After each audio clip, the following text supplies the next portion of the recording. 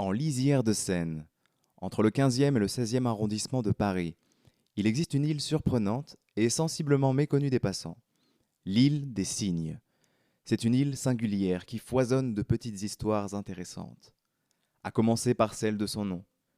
Louis XIV, qui éprouvait une véritable fascination pour les cygnes, fit venir du Danemark une quarantaine de ces oiseaux palmipèdes, et pas moins de 300 œufs de la même espèce pour venir peupler l'île. C'est donc tout naturellement qu'elle fut nommée l'île aux cygnes par les passants. Autre fait remarquable, l'île n'a pas toujours été située au même endroit. Saviez-vous que bon nombre d'îles parisiennes ont disparu à notre époque? Le destin de l'île aux cygnes en fut autrement.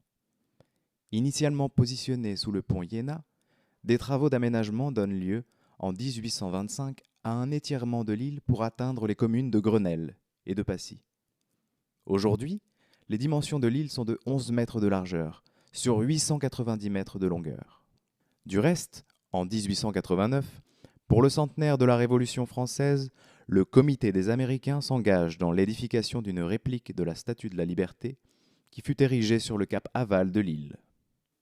Dans les années 1900, ce lieu est le théâtre des sports aquatiques lors des Jeux olympiques. Si les cygnes ont bel et bien disparu à l'heure actuelle, l'histoire de l'île aux cygnes n'a pas terminé de s'écrire.